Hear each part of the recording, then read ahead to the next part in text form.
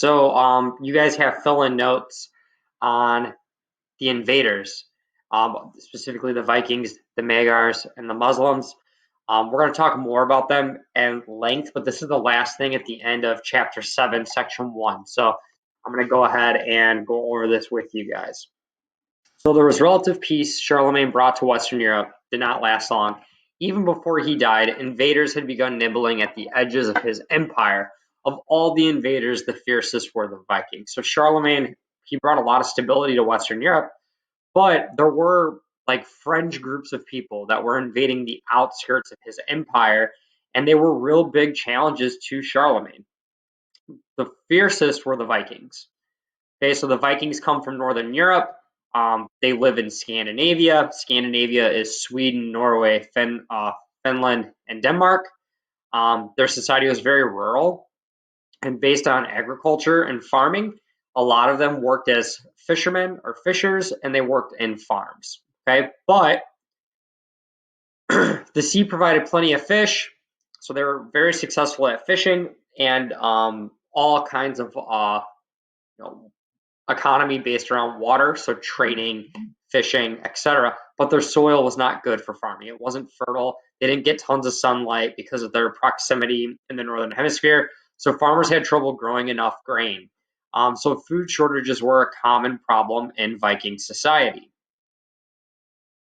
Okay, so the Viking leaders looked for new sources of food and wealth, and they decided that they could just take what they needed from others instead of trading and making negotiations and all that. They're just like, we'll just take it. We'll take what we need.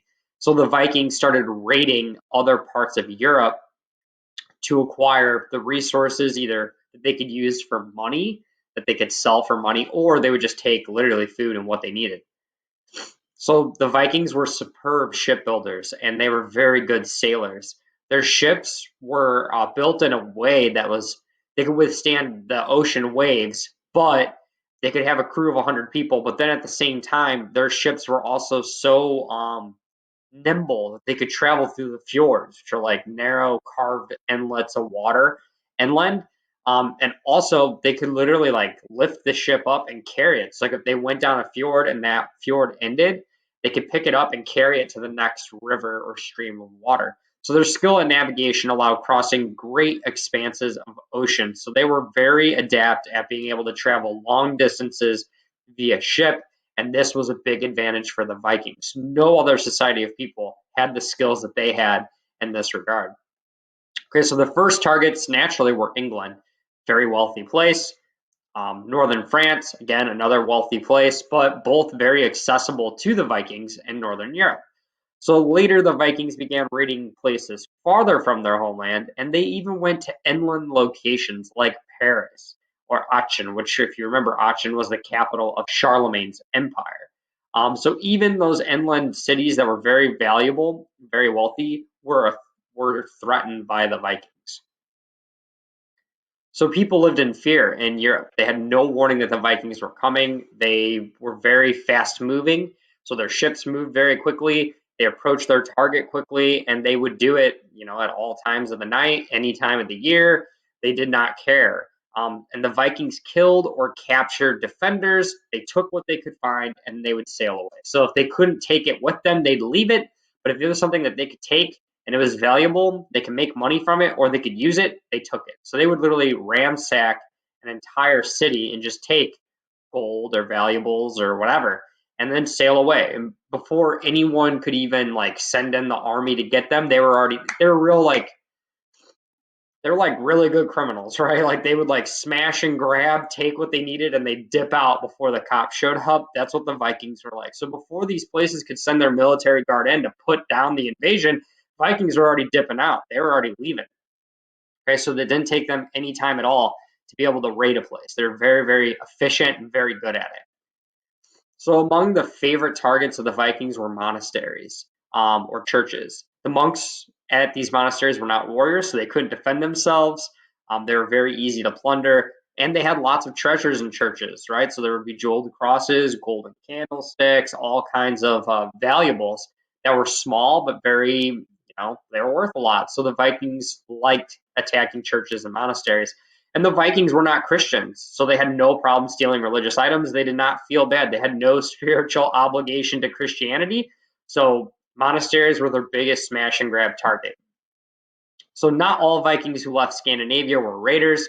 Some were explorers. One place settled by Vikings was Iceland.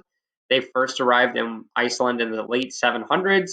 A Viking society thrived there for centuries, longer than in Europe. So even after the Viking society in Europe had ended, in Iceland it was still very much based on the Vikings.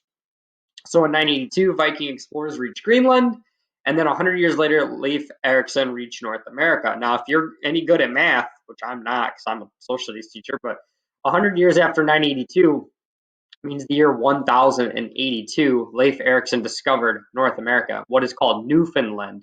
If you break down Newfoundland, it's new found land.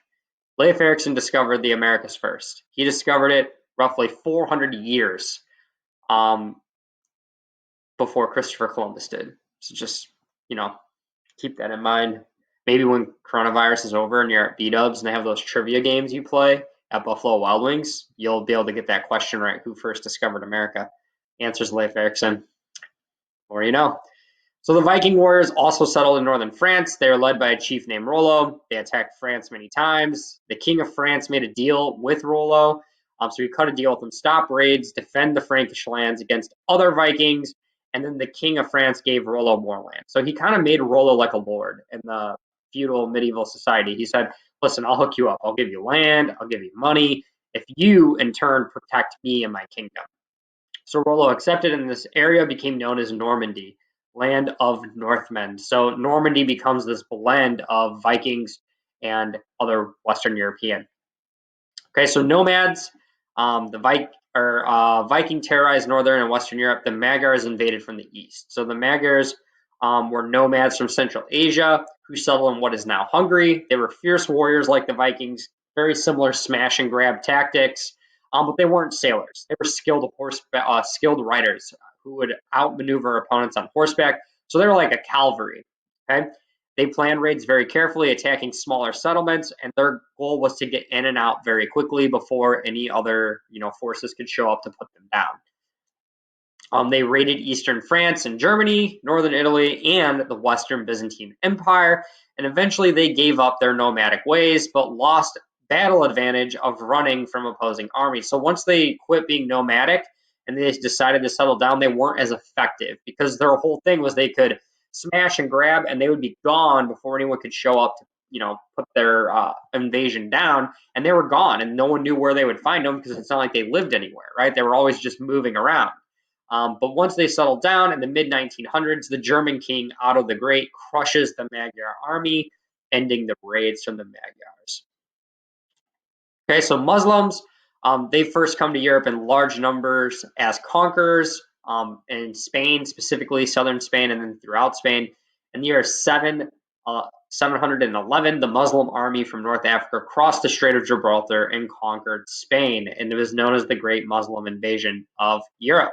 They ruled the Iberian Peninsula for more than 700 years, and the capital city of Cordoba, which was one of the wealthiest, most culturally advanced cities of the medieval world. And so Cordoba plays a very important role in the development of Europe. It was very advanced. A lot of new thought and ideas were there, and we'll talk more about that in the future. So Muslim Spain was a land of tolerance. So they were tolerant of different religions. So you had Muslims and Christians living there together.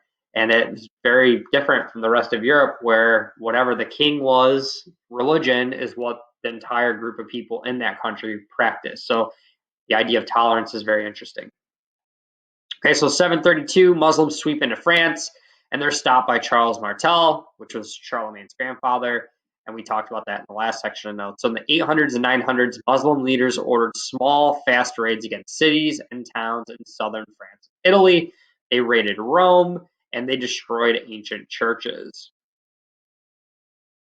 So the Muslim fleets blocked Byzantine trade in the Mediterranean, and Muslim pirates looted ships, sold crews into slavery, and cut off Italy from trade with Eastern allies. The Pope turned to the Franks for protection. We talked about this, where the Pope crowned Charlemagne, and Charlemagne becomes the new leader of the Holy Roman Empire. So this gives you more perspective into that. So the balance of power in Western Europe shifted because of this. So the Muslims are starting to control trade in the Mediterranean. The Vikings are controlling a lot of northern Europe, and the Magyars are causing trouble for everyone in between northern and southern Europe. So the Pope relies on Charlemagne to kind of provide this stability, and this will eventually lead to the Crusades, and we'll talk about the future. Thanks for watching. Bye, guys.